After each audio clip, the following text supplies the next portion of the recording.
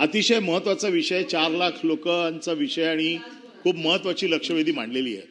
मंत्री महोदयांनी अगदी बरोबर सांगितलेलं आहे की याच्या बाबतीमध्ये सगळी जी काही तरतूद आहे ती करायची आहे, परंतु प्रकरण नेमकं अडकलंय कुठे? प्रकरण अडकलंय सुप्रीम कोर्टात। सुप्रीम कोर्टात अडकलंय का? तर 79A वरती अडकलंय। जागा मालकांचे जी काही प्रतिनिधी आहेत, संघटना आहेत, यांनी आपल्या म्हाडाच्या विरोधात कोर्टात केस केलेली आहे की म्हाडाला डेलिबरेट कंडिशन ठरवायचा अधिकारच नाहीये।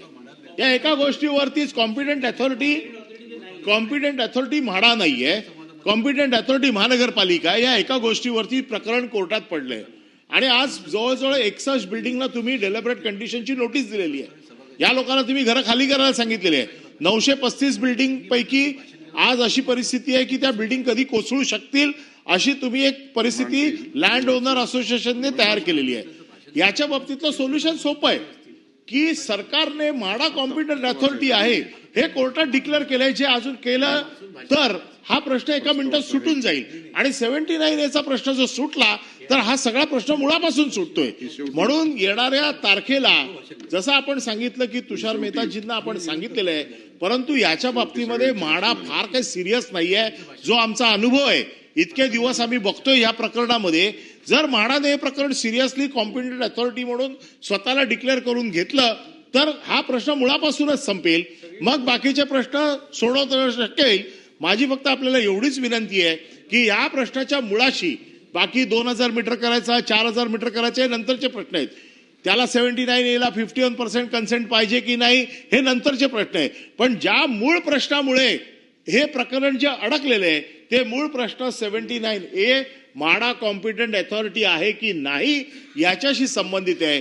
आणि म्हणून आपण तिकडे जायच्या अगोदर, कोर्टात हे दाखवायच्या अगोदर, कोर्टात हे सांगायच्या अगोदर पहिले इथे नोटिफाईड करून घ्यायला पाहिजे की म्हाडा ही कॉम्पिटंट अथॉरिटी आहे। जोपर्यंत हे इथे डिक्लेअर होत नाही, महाराष्ट्र शासन इथे डिक्लेअर करत नाही की म्हाडा ही कॉम्पिटंट अथॉरिटी आहे, तुम्ही कोर्टात जाऊन सांगू शकत नाही की म्हाडा ही कॉम्पिटंट अथॉरिटी आहे। कारण कोर्ट विचारणार तुम्हाला की म्हाडा ही कॉम्पिटंट अथॉरिटी आहे की नाही। तुम्ही जर, मी तेच सांगतोय, जर महाराष्ट्र सरकारने म्हाडाला कॉम्पिटंट अथॉरिटी जाहीर केलं तर साहेब हा एका दिवसाचा प्रश्न आहे। मेहता साहेब कोर्टात उभे राहिले तर हा प्रश्न एका दिवसात संपू शकतो, एवढा आम्हाला विश्वास आहे। पण तो आपण पहिलं म्हाडा ही कॉम्पिटंट अथॉरिटी आहे हे जाहीर करा सरकारकडनं। आपण जो काही कायदेशीर प्रक्रिया आहे ती कोर्टात जायच्या अगोदर पूर्ण करा इथे, तर तुमच्या म्हणण्याला सगळं अर्थ प्राप्त होईल आणि हा प्रश्न मुळासकट सुटेल। म्हणून माझी आपल्याला विनंती आहे, एवढ्या 4 लाख लोकांचा प्रश्न आहे, एका छोट्या कारवाईवरती सरकारचा प्रश्न सुटू शकतो। आपण म्हाडा ही कॉम्पिटंट अथॉरिटी आहे हे जाहीर करण्यासाठी कोर्टात जायच्या अगोदर प्रयत्न करणार का?